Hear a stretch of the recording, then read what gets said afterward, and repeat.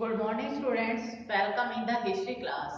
Now already we have started our chapter 2, writing and city life. Already we have discussed about the definition, etymological meaning and sources, and after that Mesopotamia and its geography we have already discussed in the previous video. Now it is the second part of this chapter we will look. Significance of the urbanization कि जो urbanisation का significance है काफी importance क्यों माना जाता है। तो जो मेसोपोटामिया की earlier cities in Mesopotamia date back to the bronze age 3000 year BCE is consider कि मानी जाती है 3000 ईयर्स बीसीई एगो मेसोपोटामिया की अर्बनाइजेशन सिटी है वो काफी डेवलप थी। Bronze age an alloy of copper and tin, जो ब्रॉन्ज है वहां पे कब से ज्यादा शुरू हो गई थी। ब्रॉन्ज ये एले में माना जाता है कॉपर एंड टीन का, कॉपर प्लस टीन का एले यानी कि मिश्रण ये माना जाता है, इसके अंदर सबसे ज्यादा मिश्रण था। Using bronze meant procuring these metal often from great distance, इन सब चीजों का for to so the great distance के लिए सबसे ज्यादा यूज किए जाते थे। Metal tools were necessary for accurate carpentry, drilling beads, carving stone seals, cutting saws and inlaid furniture, यानी कि for these items bronze furniture metal tools were very important and necessary that they are used. Mesopotamia weapons are also bronze, Mesopotamia की जो weapons होते थे they are also made of bronze. For example, the tips of the spear that you see in the illustration on page number 38 के अंदर now example has been given. Now we will discuss significance of the urbanization. Urbanization की सबसे ज्यादा importance क्यों होती थी।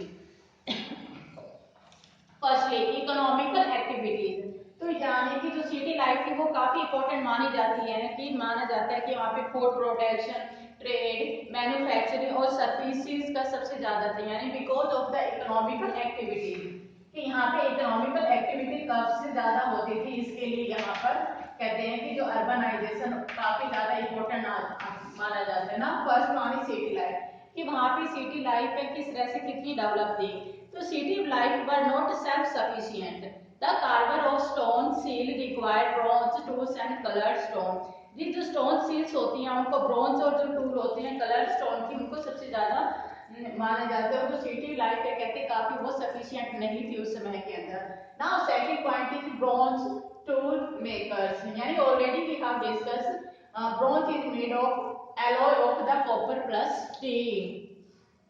Now इनके जो ब्रॉन्ज टूल मेकर्स हैं इनको needle, metal, charcoal they depend on the products on the service of other people, दूसरे लोगों की सर्विस के लिए काफी इंपॉर्टेंट मानी जाती है कि वहां पर इनको प्रोवाइड करना हो।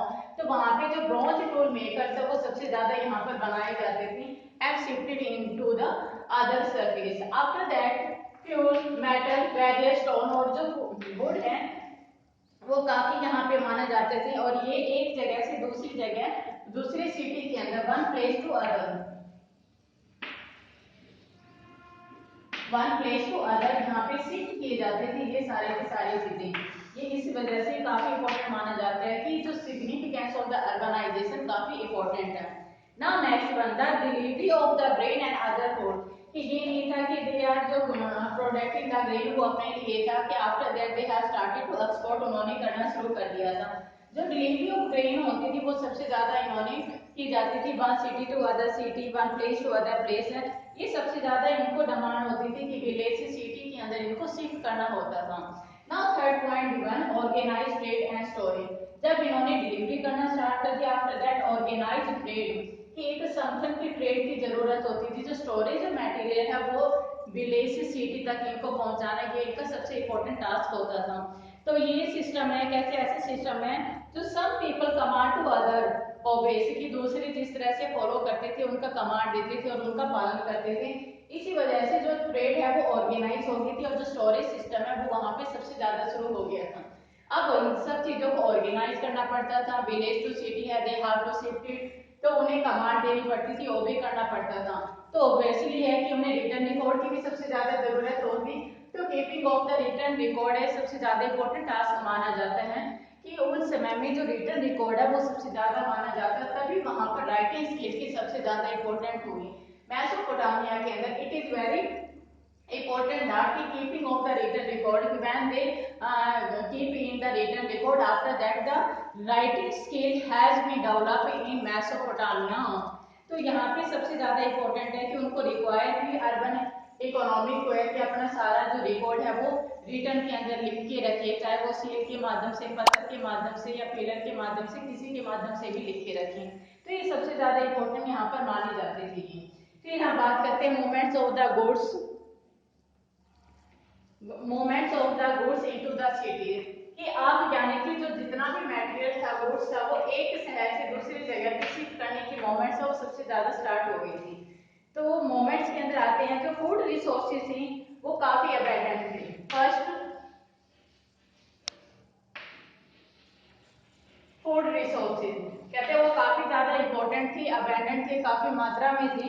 तो इसलिए ये क्या करते थे कि यहाँ पे कमी होती तो ये स्टोन बोर्ड मेटल है इन सब चीजों को यहाँ पे शिफ्ट करते थे, दूसरी जगह पे सिटी के अंदर पहुंचाने का काम किया जाता था। इसके बाद ये इंपोर्ट का काम इन्होंने स्टार्ट कर दिया था। इंपोर्ट क्या क्या होते थे?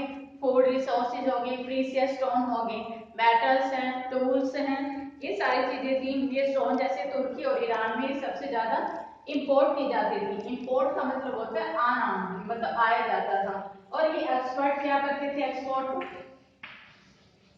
Exported textile and food resources, यानी कि जो टेक्सटाइल का जो काम है वो एक्सपोर्ट किया जाता था और इंपोर्ट है मेटल्स, प्रीशियस स्टोन है वो किए जाते थे। And transport is important for urban development, कि जब हमारा मटेरियल है that has been started to import and export it, now जो ट्रांसपोर्ट सिस्टम है that has been started, transport system, तो ट्रांसपोर्ट सिस्टम के बिना तो इम्पोर्टेंट नहीं था। After that they have started to transport system, तो वहां पे ये अर्बन डेवलपमेंट का ये सबसे इम्पोर्टेंट टास्क माना जाता है कि जब आपका ट्रांसपोर्ट सिस्टम है that has been started in one city to other state, it means कि Mesopotamia city that has been developed in that time, यानी we are talking about 2500 years ago, यानी कि 1000 years ago we are talking about them। The next one is canal and the natural channels were route for the goods transport। Canals की जो transport जो system है, canals के द्वारा root वगैरह जो होते थे और जो नेचुरल जो चैनल्स होते थे उनके द्वारा ये सब की सब चीजें मानी जाती है, चीजें ट्रांसपोर्ट की जाती थी। गुड ट्रांसपोर्ट की बात होगी। अब हमने ट्रांसपोर्ट की बात कर ली, मॉन्यूमेंट्स ऑफ गुड भी हमने बात कर ली, सिटीज भी आ गया हमारा, सब चीजें यहाँ पर आ गई। अब हम बात करते हैं कि जो हमारा जो राइटिंग स्किल है वो किस तरह से कब डेवलप हुआ था, कैसे हुआ था, इन्होंने रिकॉर्ड कैसे रखा था, क्योंकि Sumerian was the first language that has been started by Mesopotamia, कि इन्होंने जो डेवलपमेंट ऑफ राइटिंग,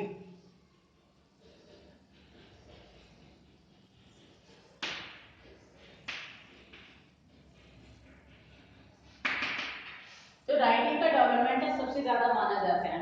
तो first Mesopotamia tablet written around 30 to 100 BCE contain pictures with sign and numbers.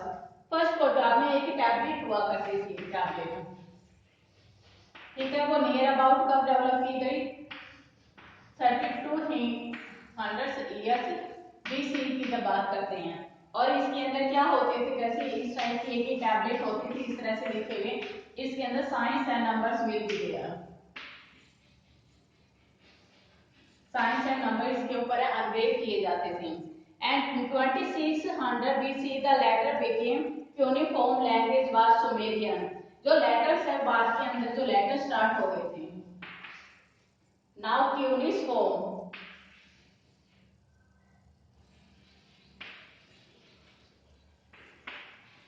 और जो लैंग्वेज है वो क्या थी? सुमेरियन थी। लैंग्वेज जब वो स्टार्ट हो गई थी, कब की बात कर रहे हैं आप? ये 2600 years BCE की बात कर रहे हैं। तो वहां पे जो लेटर्स है वो क्यूनिफॉर्मियन लैंग्वेज के थ्रू वो सबसे ज्यादा डेवलप किए जाते थे, माने जाते थे इसके अंदर है। और इसके अंदर जो 500 लिस्ट ऑफ थी, इसमें ऑक्सेन, फिश, ब्रेड, लोव्स, यानी लिस्ट ऑफ गुड्स, यानी कि जो इस टैबलेट्स के अंदर बताई हुई है कि वो ये क्या थे रिटन मटेरियल के लिए, जैसे मूवमेंट्स ऑफ गुड्स इन्होंने सिटीज के अंदर स्टार्ट कर दिया। After that the development of writing has been starting, कि science and numbers will be there, after that letters will be there and the some symbols on the there, 5000 list, 5000 की जो list थी, oxen, fish, bread, loaf, ये सबसे ज्यादा important थी और ये डिस्ट्रीब्यूटेड किए जाते थे टेंपल ऑफ यूरेट के अंदर। ये सिटी है इन द साउथ का। और जो return began when society needed to keep record of the transaction because in city life transaction occurred at different time, क्योंकि जो लाइफ ट्रांजैक्शन है डिफरेंट डिफरेंट समय के अंदर है, काफी चलो लोगों के अंदर जो डिफरेंट समय के अंदर होती थी, and involve many people and variety of goods, काफी लोगों को इन्वॉल्व किया जाता था और गुड्स की, यानी कि जो जितनी भी थिंग्स होती है उनकी डिफरेंट वैरायटी यहाँ पर होती थी। तो मेसोपोटामिया के अंदर है, कहते हैं जो लैंग्वेज थी वो इसी तरह से ही डेवलप हुई थी जैसे हमने पढ़ी थी। लैंग्वेज पहले सुमेर के अंदर आई थी, फिर अकेडियन के अंदर यहाँ पे इन्होंने यूज की थी, यानी कि ये चीजें हैं जो डेवलपमेंट ऑफ राइटिंग है वो सबसे ज्यादा शुरू होता गया है ये इसके अंदर। Now you will see this page बेटा, page number 31, when you will see this page number this one, ये clay tablet is there, now ox, grain fish, numbers boat, यानी कि क्योमनिस syllabic science will be there, यानी कि काफी, और ये वर्बल सिंबल्स के लिए यूज की जाती थी। There is a verbal communication and writing too is a verbal communication, उस समय के अंदर जो राइटिंग होती थी that is also for a verbal communication के लिए सबसे ज्यादा यूज की जाती थी सोसाइटी के अंदर। तब इन्होंने डिसाइड किया कि जो डेवलपमेंट ऑफ राइटिंग स्किल है सबसे ज्यादा यहाँ पर डेवलप की जाती हैं। और ये किस तरह से डेवलप होती थी, यू विल सी बेटा this one, you are seeing, ये क्लेट है यहाँ पे, एक clay tablet written of both side in cuneiforms, ये बोथ साइड से क्यूनिफॉर्म्स में लिखी गई हैं। It is a mathematical exercise, you can see a triangle lines across the triangle, ये mathematic symbols will be there on this one tablet, and the top of the you can see the letter have been pressed into the clay, ये क्या, एक जो गीली जो wait गीली मिट्टी होती थी उसके ऊपर प्रेस किए जाते थे। आफ्टर दैट द साइन और symbol was printed on this one and when it is dry after that open this one, तो यहाँ पे काफी ये स्ट्रॉन्ग मानी जाती थी। सब्सक्राइब, ये वेट क्ले की बनी होती थी and PAT into A size, into A size के अंदर उसको पैट किया जाता था और hold comfortably and one hand, एक हैंड के अंदर इसको कंफर्टेबली इसको होल्ड किया जा सके। तो यहाँ पे जो स्मूथन सरफेस है, now I will tell you about this one, with the sharp end of reed cut he would press wedge shape sign onto the smoothened surface while it was still moist, once dried in the sun the clay would harden, इस सन के अंदर एक बार dry करने के बाद it will be very harden and tablet will be although indestructible that cannot be destroyed. And as a portrait, when a data record of say the delivery of pieces of metal has ceased to the relevant, जो delivery होती थी pieces of metal है वो उन सब चीजों को seize की जाती थी और उसके बाद में the tablet was thrown away और उसको फेंक दिया जाता था। Once the surface dry, sign could not be pressed onto a tablet, so each transaction however minor, कि कुछ ऐसे साइंस हैं जो टैबलेट के ऊपर प्रेस नहीं किए जाते थे वो भी वहां पर डेवलप होते, इसलिए जो टैबलेट्स है कहते हैं 100 ईयर्स एगो मेसोपोटामिया साइड से वो काफी वेल्थ ऑफ सोर्सेज माना जाता था। क्या माना जाता था, wealth of sources,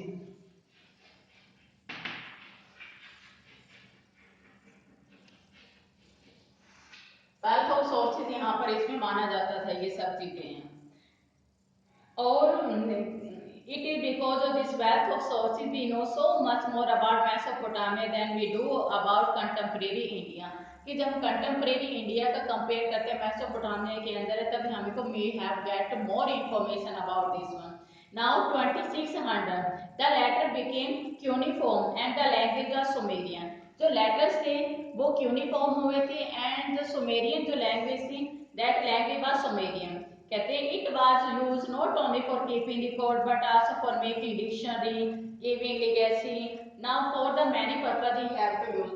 now in this video we have to about that the significance of urbanisation, क्या क्या चीजें सिग्निफिकेंस की जाती थी। Movements of goods into cities, cities के अंदर है डिफरेंट टाइप के गुड्स अवेलेबल होते थे वो वन प्लेस टू सेकंड में किस तरह से की जाती है। फिर development of the writing we have done, कि जो डेवलपमेंट राइटिंग स्किल का किस तरह से डेवलप किए जा सकते हैं।